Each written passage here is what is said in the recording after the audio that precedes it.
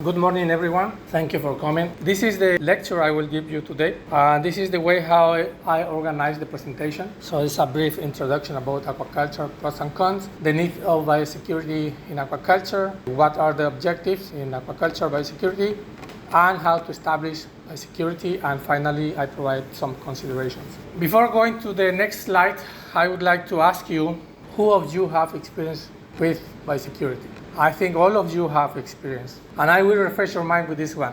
We were dealing with coronavirus, remember? We wore masks, wearing some suits, people were confined in houses, and we were tracking how the virus was moving from one side to another one, till finally was spread around the world. So all of us have experience on biosecurity, but this is in humans. Now I will try to illustrate about aquaculture biosecurity. Aquaculture, it's a practice spread. What you see is a map showing the countries that already practice aquaculture. Aquaculture is being really important to produce protein. It's accounted that through aquaculture, people is getting over 16% of protein needed for humans. And aquaculture is already spread around the world. Some countries have more activities than others, but it's already spread. This one is important to understand because through aquaculture, another activity is being performed. And we are talking about transboundary movement of organisms from one continent to another one. And along with this one, there have been a spreading of diseases. If we focus, for example, in tilapia lake virus over here,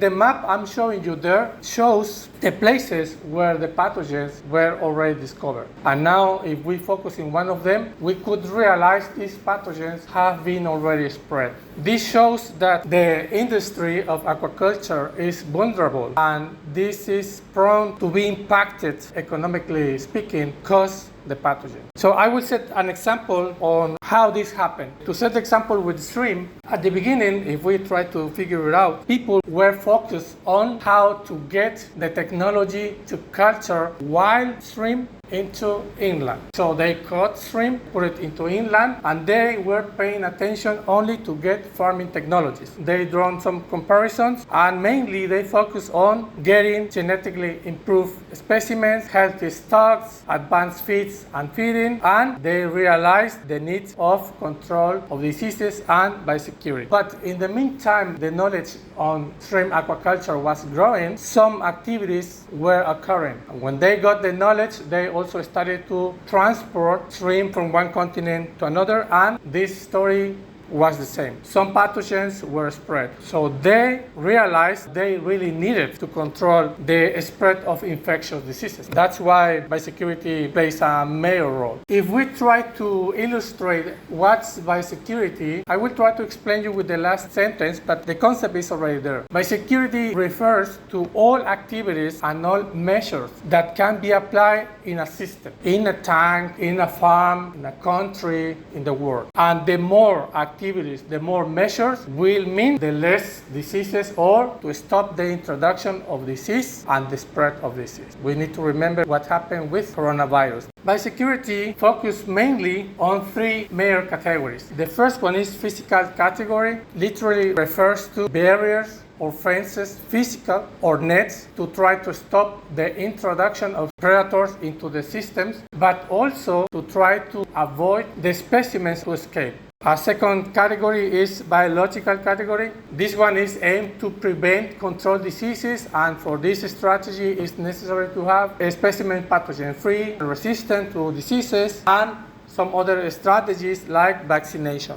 And the last category is operational. This one refers to how the monitoring is performed. It's about water quality, applying protocols, hygiene, sanitation, and also the introduction of artificial intelligence, really useful in this operational category. When someone wants to try to prevent the introduction of new diseases or any disease, there are basically three major steps. The first one is to try to isolate individuals that someone might think they were exposed to any disease. Then these specimens should be tested for identifying some pathogens to try to confirm or reject. And then once the specimens are spread, it's necessary to perform surveillance to try to monitor and to stop the spreading of diseases. This is basically how someone can stop the introduction of new diseases.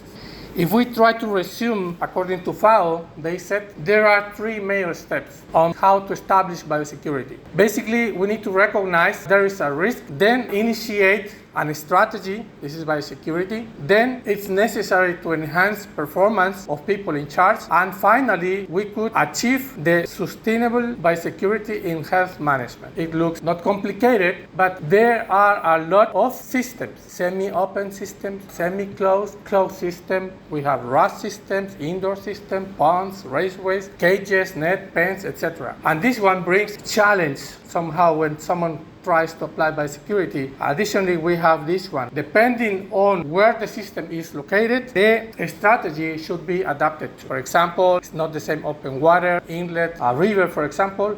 And additionally, if we add that different system could have culturing different specimens such as fish, shrimp, and mollusks, this one also requires specification and requires specific tasks for biosecurity application. Finally, if someone wants to apply biosecurity, this is overall well known. There are different steps. This is like a formula that will work from applying biosecurity for simple tanks till a country. And the very basic questions are there. It's essential to recognize there is a risk, how this risk could affect us, what's the critical point where the risk or the pathogen is coming in the farm or the system, and then how to solve that problem. Then it's necessary to apply some measures. There are 9 steps that finally will take this information to be discussed with expert or expertise, and finally take decisions to try to apply biosecurity in a system.